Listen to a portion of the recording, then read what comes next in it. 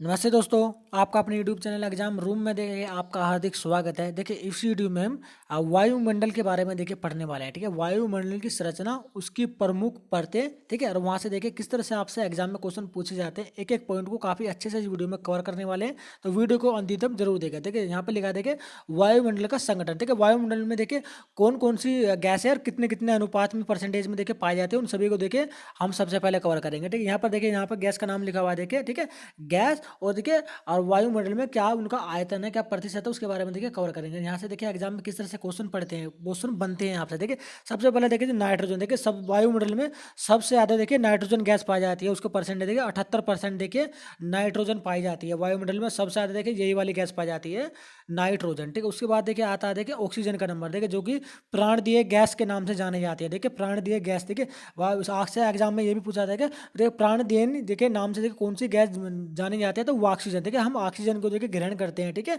और ऑक्सीजन की वजह से देखिए हम जीवित हैं, और कार्बन डाइऑक्साइड जो है हम देखिए छोड़ते हैं। देखिए देखिए सबसे ज़्यादा देखिए वायुमंडल में देखिए नाइट्रोजन गैस पाई जाती है 78%। ठीक है, उसके बाद देखिए ऑक्सीजन पाई जाती है 21%। देखिए 21% देखिए ऑक्सीजन गैस पाई जाती है। ठीक है, और उसके बाद आ जाती है देखिए देखिए आर्गन गैस। देखिए आर्गन गैस क्या है, 0.0 जो है 93% देखिए आर्गन गैस पाई जाती है देखिए वायुमंडल में। ठीक है, और यहाँ पर ध्यान दीजिएगा, देखिए कार्बन डाइऑक्साइड, देखिए कार्बन डाइऑक्साइड क्या है 0.03% ही पाई जाती है। लेकिन किंतु अब क्या हो रहा है कि कार्बन डाइऑक्साइड देखिए मात्रा जो है वो ग्रोथ हो रही है उसकी। ठीक है, ग्रोथ हो रही है। वहीं पर अगर मैं बात करूँ देखिए ऑक्सीजन गैस की, तो ऑक्सीजन क्या है, डिग्रोथ हो रही है। ऑक्सीजन देखिए ऑक्सीजन का प्रतिशत जो है घटता जा रहा है। ठीक है, और कार्बन डाइऑक्साइड का क्या हो रहा है, प्रतिशत जो है कि देखिए बढ़ता जा रहा है। ठीक है, इसका प्रतिशत क्या हो रहा है, इसका परसेंट देखिए बढ़ता जा रहा है। ठीक है, उसके बाद आती है हमारे देखिए नियॉन गैस। देखिए नियॉन गैस का परसेंट देखिए यहाँ पर लिखा है 0.018%। ठीक है, नियॉन गैस भी देखिए वायुमंडल में पाई जाती है। ठीक है, उसके बाद देखिए हीलियम गैस। देखिए हीलियम गैस क्या होती है, अन्य सभी गैसों से काफ़ी हल्की गैस है। देखिए ये जितनी भी गैसें हैं ना, ये जितनी भी गैसें, उन सभी में सबसे हल्की हल्की जो गैस है, जो हीलियम गैस है। ठीक है, देखिए वायुयान जो होते हैं ना, जो हेलीकॉप्टर जो वायुयान होते हैं, उनके टायरों में भी जो है हीलियम गैस का इस्तेमाल किया जाता है। क्यों किया जाता है, क्योंकि ये बहुत ही हल्की गैस होती है। ठीक है, जो हीलियम गैस होती है ना, बहुत ही हल्की गैस होती है। उसका देखिए वायुमंडल में देखिए प्रतिशत कितना पाया जाता है, 0.0005%। देखिए 0.005% जो क्या हीलियम गैस का अनुपात पाया जाता है वायुमंडल में। ठीक है, उसके बाद आती है देखिए आपकी ओजोन गैस। देखिए ओजोन गैस का परसेंट देखिए यहाँ पर लिखा हुआ है। ठीक है, 0.00006%। देखिए ओजोन गैस का आया है। उसके बाद आ जाता है देखिए हाइड्रोजन। ठीक है, तो वायुमंडल में सबसे कम मात्रा में जो हाइड्रोजन गैस पाई जाती है। ठीक है, हाइड्रोजन क्या है, ज्वलनशील गैस है। ठीक है, ये क्या है, जलने में देखिए सहायता करती है। ठीक है, हाइड्रोजन गैस। देखिए हाइड्रोजन गैस का देखिए परसेंटेज देखिए यहाँ पर लिखा हुआ है। ठीक है, एक बात में जलने से अगर देखिए बात आगे देखिए देखिए किसी भी चीज़ को अगर आप किसी जलाना चाहते हैं ना, तो वहाँ पर देखिए ऑक्सीजन का होना बहुत ही ज़रूरी है। ठीक है, यहाँ पर देखिए आप यदि उस क्षेत्र के आसपास यदि आप वहाँ से देखिए ऑक्सीजन को हटा देंगे ना, तो किसी भी कीमत पर देखिए वहाँ पर आग प्रचलित नहीं होगी। ठीक है, ऑक्सीजन की मदद वहाँ पर होनी चाहिए। ठीक है, अगर आप किसी भी चीज़ में देखिए आग लगाना चाहते हैं, तो वहाँ पर जो ऑक्सीजन होती है। अगर वहाँ से आप ऑक्सीजन को हटा देंगे ना, तो आग वहाँ पर नहीं होगी। देखिए देखिए जो जब भी कहीं आग लग जाती है ना, तो कार्बन डाइऑक्साइड गैस का देखिए इस्तेमाल किया जाता है। क्यों, क्योंकि वहाँ पर ऑक्सीजन की मात्रा कम हो जाती है और कार्बन डाइऑक्साइड की मात्रा बढ़ जाती है। ठीक है, जिसकी वजह से वहाँ पर देखिए आग बुझ जाती है। ठीक है, चलिए आगे चलते हैं। देखिए इस वीडियो में देखिए यहाँ पर देखिए हम देखिए वायुमंडल की संरचना। देखिए वायुमंडल की संरचना के बारे में पढ़ने वाले हैं। ठीक है, इनमें कौन कौन सी परतें होती हैं, उन सभी को परतों को भी देखिए पढ़े। देखिए वायुमंडल की प्रमुख परतें। देखिए वायुमंडल में देखिए सबसे निचली जो परत होती है वो क्षोभ मंडल होती है। ठीक है, यहाँ पर देखिए क्षोभ मंडल होती है सबसे निचली परत है। कि यहाँ पर देखिए इंपॉर्टेंट क्वेश्चन यहाँ से पूछा जाता है कि वायुमंडल की सबसे निचली परत कौन सी है, तो क्षोभ मंडल होती है। ठीक है, क्षोभ मंडल के बारे में देखिए पढ़ लेते हैं। देखिए देखिए देखिए सौर मंडल के बारे में पढ़ लेते हैं। देखिए सबसे पहला देखिए ये वाला पॉइंट कवर करते हैं। इसमें लिखा है यह वायुमंडल की सबसे निचली परत है। देखिए जो कि मैंने आपको बता दिया कि वायुमंडल की सबसे निचली परत है। इस वायुमंडल में संपूर्ण भार का लगभग 75% पाया जाता है। देखिए सबसे इस वायुमंडल में जितना भी भार है ना, उसका 75% जो है केवल क्षोभ मंडल में पाया जाता है। ठीक है, ध्यान दीजिएगा। ठीक है, 75% देखिए क्या पाया जाता है, भार जो है केवल क्षोभ मंडल में पाया जाता है। देखिए अगला पॉइंट पढ़ते हैं वाले। देखिए सभी मौसमी घटनाएं इसी परत में होती हैं। देखिए यहाँ पर भी देखिए क्वेश्चन पूछा जाता है कि वायुमंडल की कौन सी परत में सभी मौसमी घटनाएं जो है उत्पन्न होती है, तो वहां पर हमारा आंसर होगा क्षोभ मंडल में, वायुमंडल की सबसे निचली परत में। ठीक है, अगला पॉइंट पढ़ते हैं, देखिए ये वाला, इस परत में ऊंचाई के साथ तापमान में गिरावट आती है। देखिए जैसे ही इस परत के जब ऊपर की तरफ चलते जाएंगे ना, उसमें देखिए तापमान में गिरावट आती जाएगी। कितना? पर किलोमीटर, देखिए पर किलोमीटर 6.4 सेल्सियस प्रतिशत की जो है गिरावट आती है तापमान में। देखिए यू भी देखिए यूपीएससी में देखिए आपसे ये वाला क्वेश्चन भी देखिए पूछ लिया जा चुका है। ठीक है, देखिए यहाँ पर देखिए यूपीएससी लेवल तक के भी क्वेश्चन मैं इस वीडियो के माध्यम से आपको कवर करवा रहा हूँ। ठीक है, देखिए इस वहाँ पर एग्जाम में देखिए ये भी पूछा गया था कि यदि हम क्षोभ मंडल की परत से ऊपर की तरफ जाए तो पर किलोमीटर कितने प्रतिशत तापमान में देखिए गिरावट आती है। तो 6.4 सेल्सियस देखिए प्रति किलोमीटर की तापमान में गिरावट आती है। ठीक है, अगला पॉइंट पढ़ते हैं, देखिए वाला, धरातल से इसकी जो ऊंचाई देखिए, धरातल से इसकी जो ऊंचाई है ना वो 8 किलोमीटर तक है। देखिए 8 किलोमीटर तक है ध्रुवों पर तथा 18 किलोमीटर है विषुवत रेखा पर। देखिए ध्रुव और विषुवत रेखा के बारे में देखिए मैं आपको बता देगा। देखिए ये देखिए हमारी पृथ्वी है। ठीक है, इसके जो आसपास का जो एरिया है ना, ये वाला जो एरिया, ये वाला, ये इसके ध्रुव कहलाते हैं। ठीक है, और विषुवत रेखा क्या है कि ये पृथ्वी है और उसको जो बीचों बीचों में से 0 डिग्री अक्षांश पर जो रेखा खींच जाती है ना, बीचों बीच जो पृथ्वी को बीचों बीच काटती है,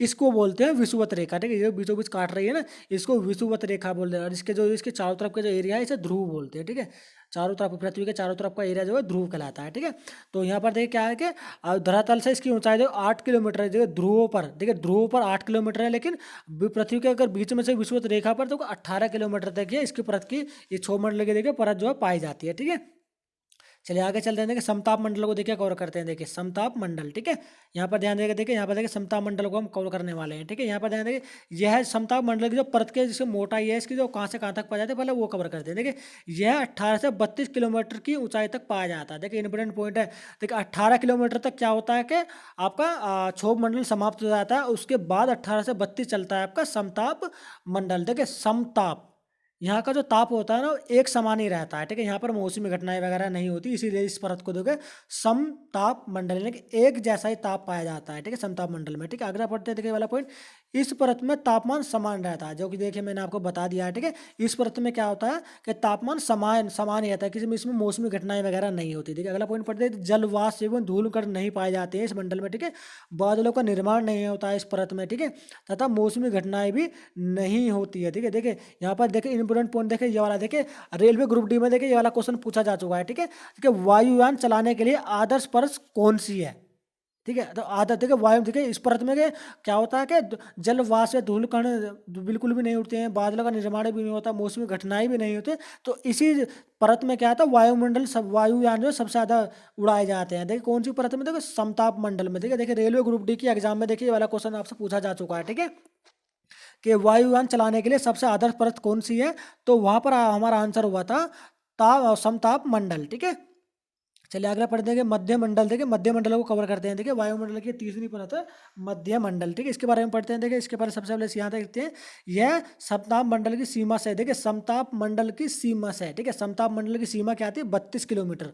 18 से 32 किलोमीटर देखिए समताप मंडल थी, और 32 किलोमीटर से 60 किलोमीटर तक जो है ये मध्य मंडल फैला हुआ है। ठीक है, देखिए ध्यान दीजिएगा, देखिए 18 किलोमीटर तक क्या है आपका क्षोभ मंडल है, 32 किलोमीटर तक क्या है आपका समताप मंडल है, और 60 किलोमीटर तक क्या है आपका मध्य मंडल है। ठीक है, 60 किलोमीटर मध्य मंडल है। ठीक है, और देखिए अगला पॉइंट देखिए, सबसे मेन पॉइंट इस वाले देखिए उसका मध्य मंडल का क्या है कि ओजोन परत इसी मंडल में पाई जाती है।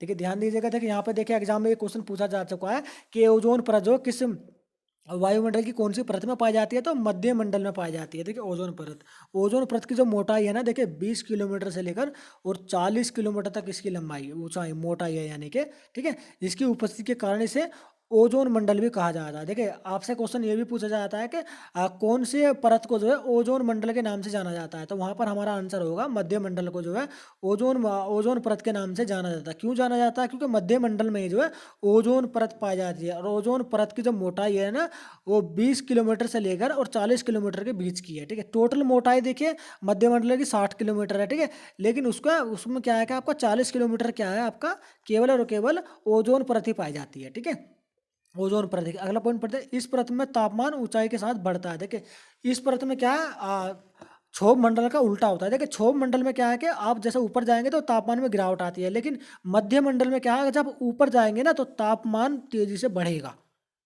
ठीक है। तापमान क्या होता है, तेजी से बढ़ता है। ये इसका क्षोभ मंडल और मध्य मंडल में तापमान में जो विपरीत संबंध पाया जाता है, देखते हैं, ठीक है।